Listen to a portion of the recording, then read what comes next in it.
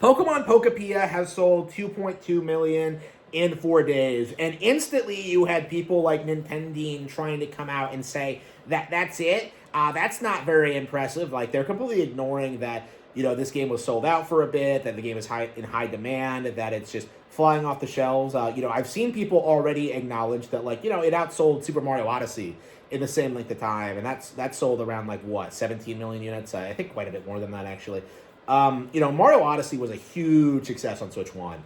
So the fact that like Pokopia has sold this many units so quickly has demonstrated not only that the game itself is successful, but that the Switch 2 is viable, and that no longer can Nintendo pretend that the Switch 2 has no games.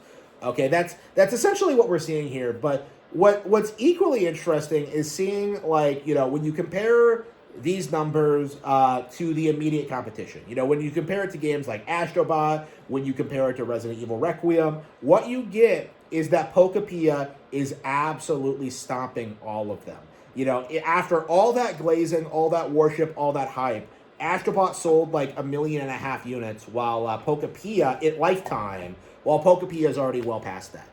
Resident Evil Requiem has sold 5 million units. Pokopia is probably already way past that. What we're seeing is just a slow, gradual, just kind of like expose of the traditional gaming journalism industry, where they put so much effort hyping up Requiem, hyping up Leon, trying to sell this game to like fangirls and weebs and weirdos.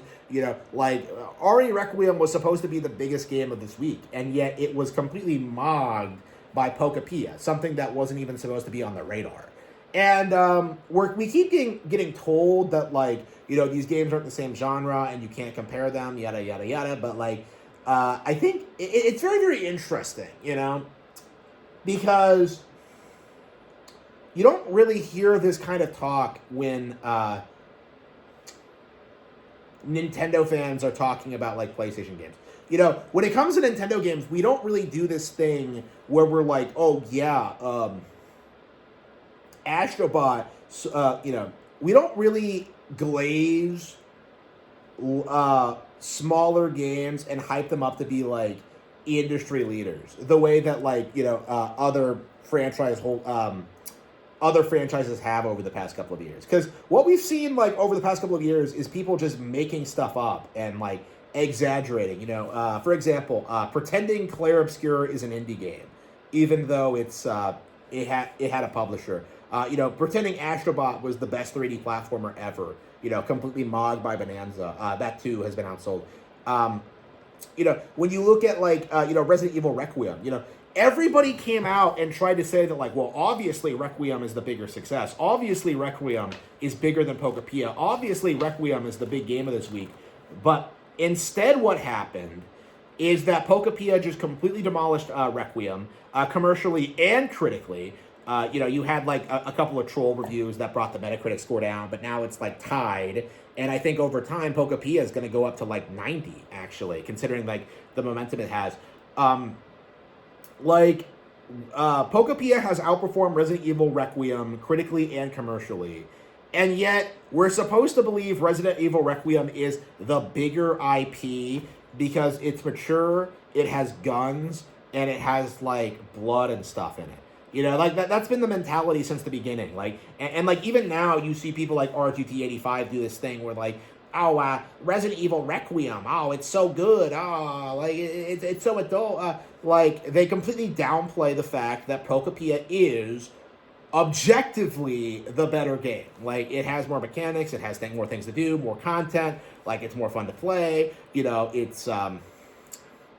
has more it has online features. Pokopia is objectively the better experience, but because it doesn't have Leon in it, that suddenly makes it a lesser experience. And that's been something that I've been pointing out a lot when it comes to Pokemon in particular. But I think pretty much every major Nintendo IP is that people have this idea that other games are bigger than them just because they're from other companies. Okay, Resident Evil is a really good example. Pragmata is a good example. Monster Hunter Stories 3 is a good example. Monster Hunter Stories 3 a while back was hyped up as being going to be a better Pokemon. And what happens? Not only has it been outsold by Pokopia, it was overshadowed by the announcement of Gen 10.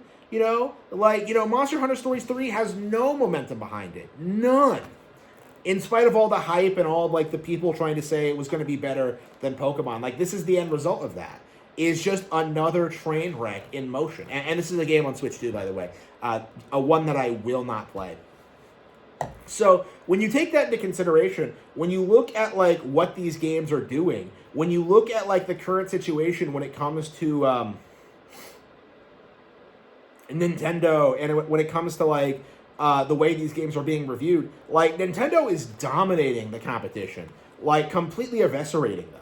Astrobot was a complete nothing burger of a release, and yet that was the game that Jeff Keighley decided to give Game of the Year to try and legitimize PlayStation and to try and push this as their mascot platformer. But every single time, Mario Kart World did better, Bonanza did better, fucking Kirby Air Riders outsold it.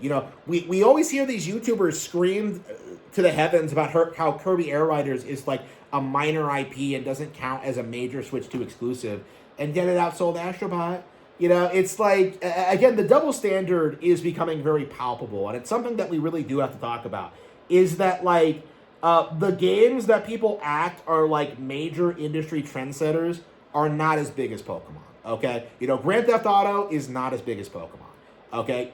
Call of Duty is not as big as Pokemon, again, this has been something that I've been talking about a lot, but we really do have to start creating a hierarchy when it comes to what's competitive with what, because this keeps leading into situations where we keep running into these scenarios where you have a good chunk of the gaming community soy jacking and being oh, I can't wait to play Resident Evil Requiem this weekend and nothing else. They do this thing. They put this argument out that I have too much to play. I'm playing race cars and fucking Resident Evil and WW2K. I don't have time to play Pokopia. And it's just such an obvious cope. It's so delusional and off base. And all of that stuff combined is not as big as Pokopia. Is just the genuine reality that we have to accept at this stage. What we're seeing is just more people are being exposed for being complete and total frauds. So many people are being exposed as just being completely and utterly delusional. So many people are just so out of touch with reality that they seriously think that Resident Evil is a franchise on par with Pokemon. That is something that I do think we have to push back against. Something that we do have to address. Resident Evil is not and never has been as relevant as Pokemon.